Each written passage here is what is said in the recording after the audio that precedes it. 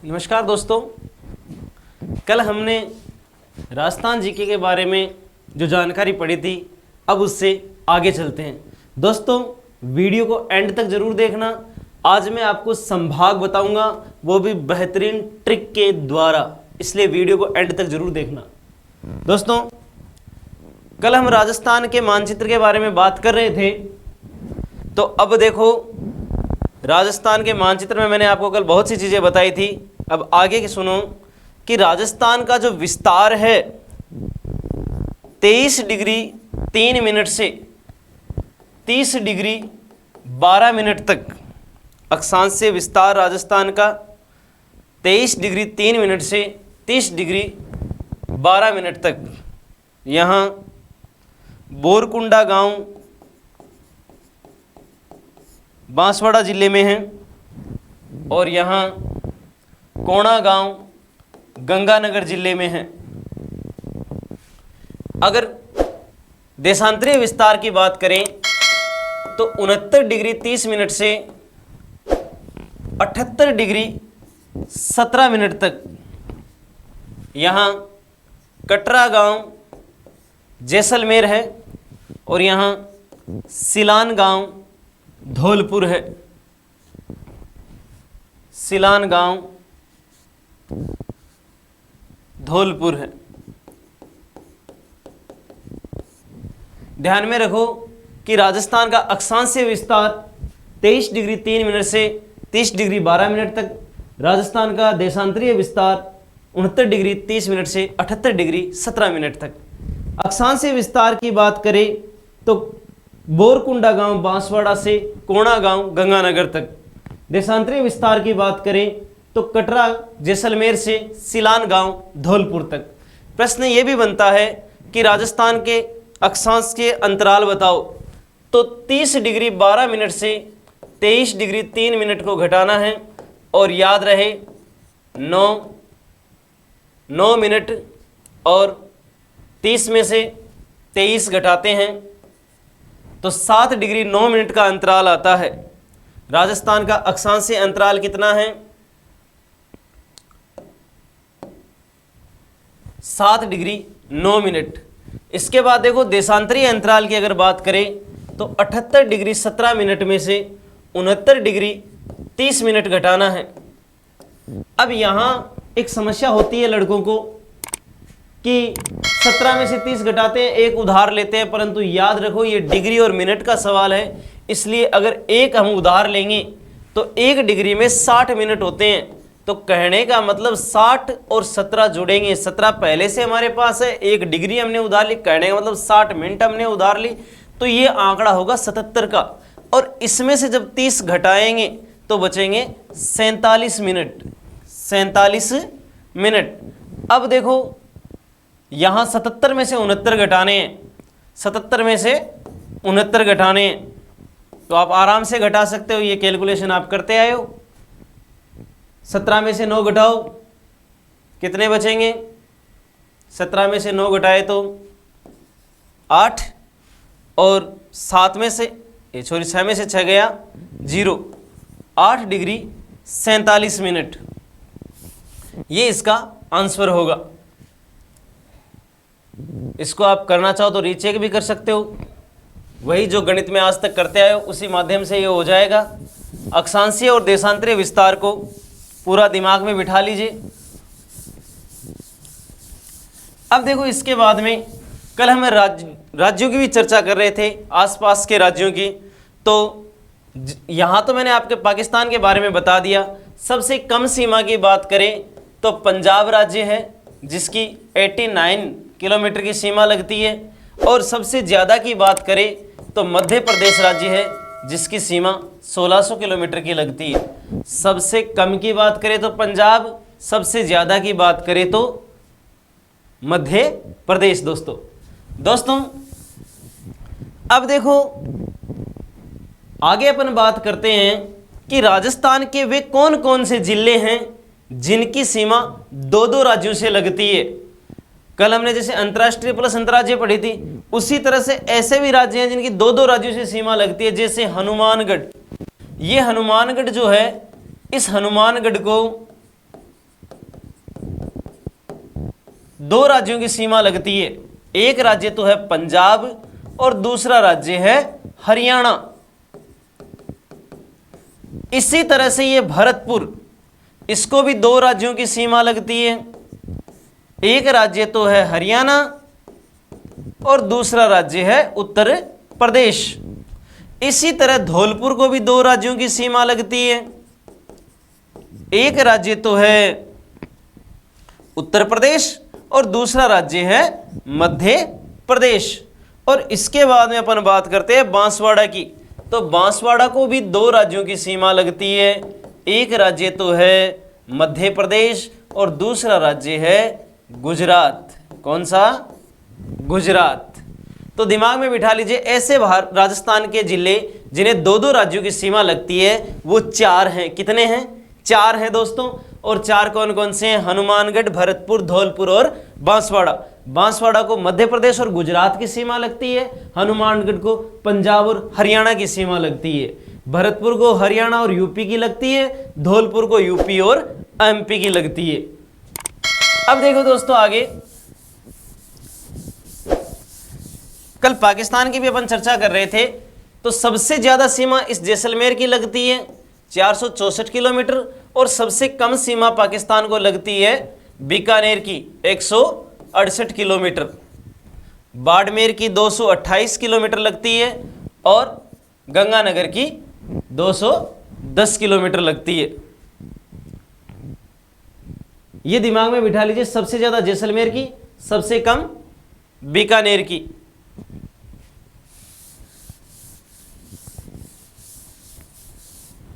जिला मुख्यालय की बात करें तो गंगानगर का रेड क्लिफ रेखा के सबसे नजदीक है और बीकानेर का जिला मुख्यालय सबसे दूर है, जिला मुख्यालय की बात हो तो। अब देखो इसके बाद में और भी बहुत सारी बातें करते हैं अपन, जैसे राजस्थान का क्षेत्रफल कितना है।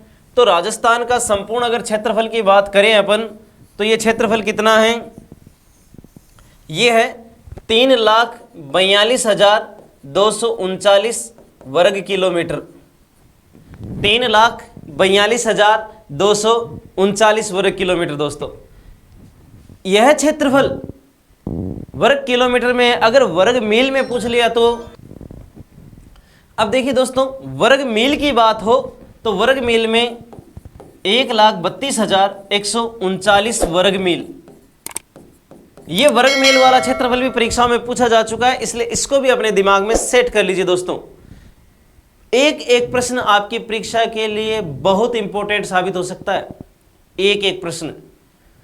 तो ध्यान रखिए, वर्ग किलोमीटर की बात करें तो 3,42,239 वर्ग किलोमीटर और वर्ग मील की बात करें तो 1,32,139 वर्ग मील।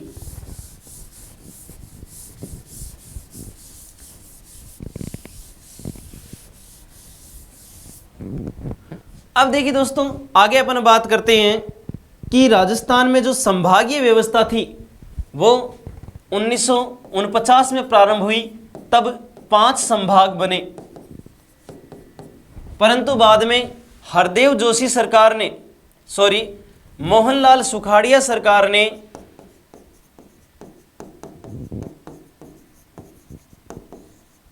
1962 में संभागीय व्यवस्था को बंद कर दिया, जिसे हरिदेव जोशी सरकार ने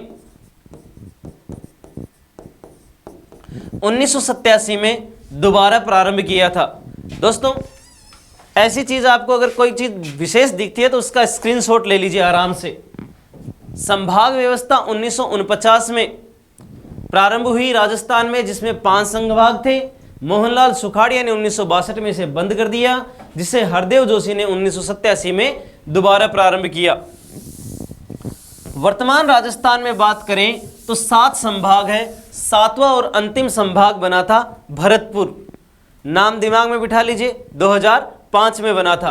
अब देखिए दोस्तों, 7 संभागों के बारे में पढ़ते हैं। तो जयपुर, जोधपुर, बीकानेर, कोटा, अजमेर और उदयपुर और भरतपुर।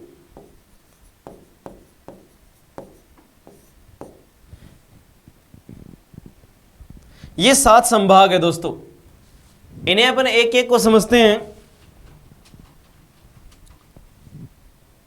एक एक को समझ लें अपन। बहुत ही आसानी से आप इनको समझ सकते हो।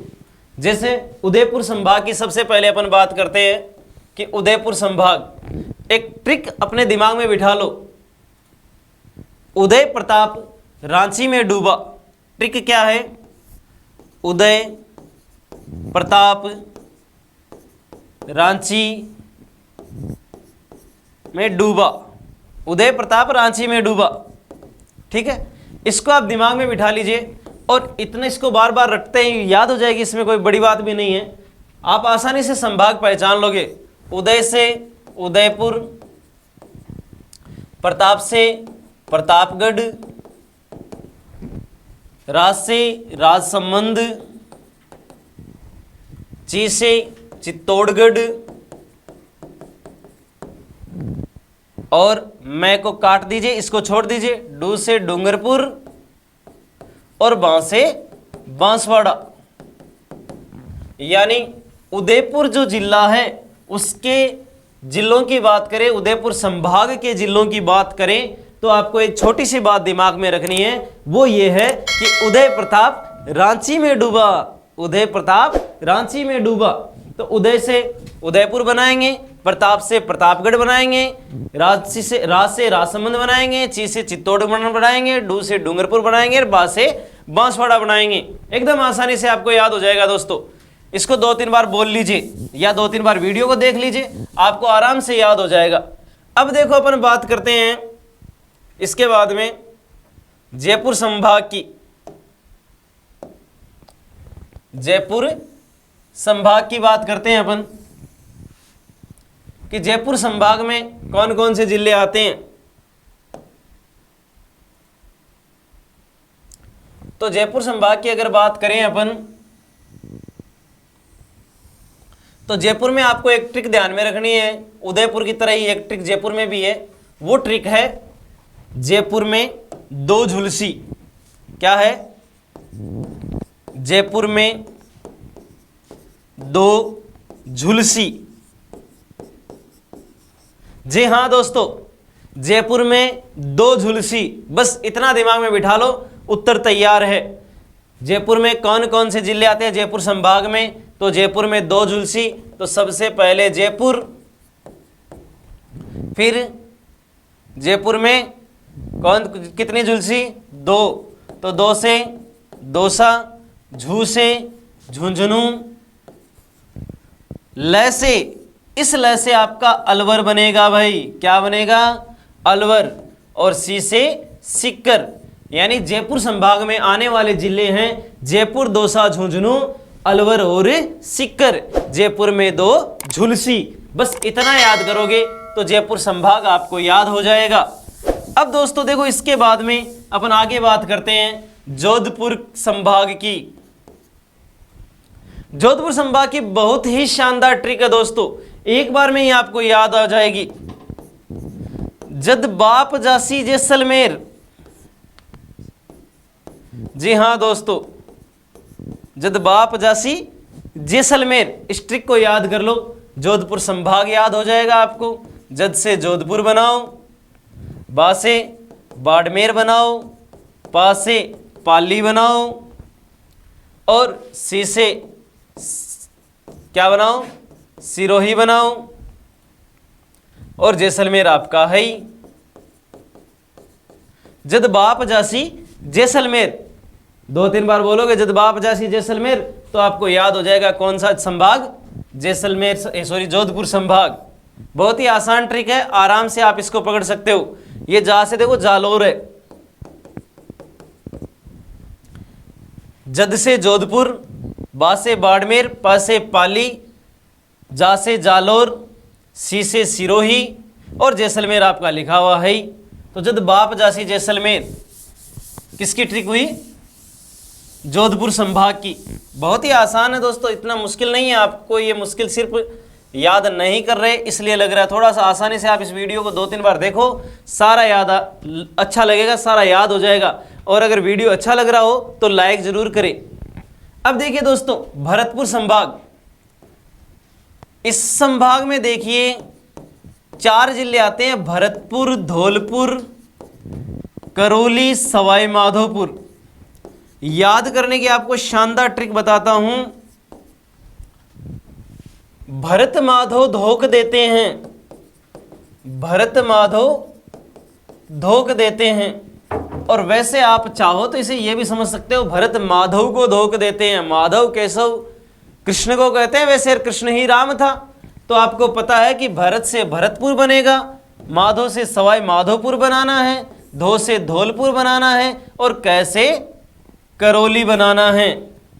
और देते हैं, इसको काट देना है। भरत माधव धोख देते हैं, और उत्तर हो जाएगा आपका सही। भरतपुर संभाग में आने वाले जिले आपके कंप्लीट हो जाएंगे। तो इसके बाद में देखिए दोस्तों, अगला संभाग पढ़ते हैं अपन, बीकानेर संभाग। कौन सा संभाग? बीकानेर संभाग। बीकानेर संभाग भी बहुत आसान है। एक छोटी सी ट्रिक याद कर लो, बिग चूहा। बिग चूहा, बड़ा चूहा नहीं याद करना है, याद करना है बिग चूहा। और बिग चूहा याद करते ही आपको बीकानेर याद हो जाएगा। बी से पहले बी से बीकानेर करो, ग से गंगानगर करो, और चू से चूरू करो, और है से हनुमानगढ़ करो। और इस तरह से बिग चूहे से आपको याद हो जाएगा कौन सा जिला? बीकानेर जिला। दोस्तों वीडियो को शेयर करने से ना चुके, क्योंकि आप लोगों का सहयोग ही है जो सब कुछ है, इसलिए वीडियो को शेयर जरूर करें। बिग चूहा, तो बिग चूहा किसकी ट्रिक होगी? बीकानेर की। अब देखिए सर, कोटा जिला, कोटा संभाग को अगर याद करना हो तो एक ट्रिक याद कर लो, वो है कोझा बाबू। जी हां, कोझा बाबू। अरे बाबू बड़ा कोझा है भाई। कोझा बाबू किसकी ट्रिक है? कोटा जिले की। को से कोटा, झा से झालावाड़, बा से बारा, और बू से बूंदी। कोझा बाबू, कोझा बाबू, कोटा। कोटा संभाग याद हो जाएगा कोझा बाबू का नाम लेते ही आपको। अब इसके बाद में बात करते हैं अपन किसकी? अजमेर की। कौन से जिले की? अजमेर की। तो अजमेर जिला जो है, अजमेर संभाग जो है, इस संभाग के कौन कौन से जिले हैं उसको एक ट्रिक में आप याद कर लो, अभिनटो। किसमें? अभिनटो।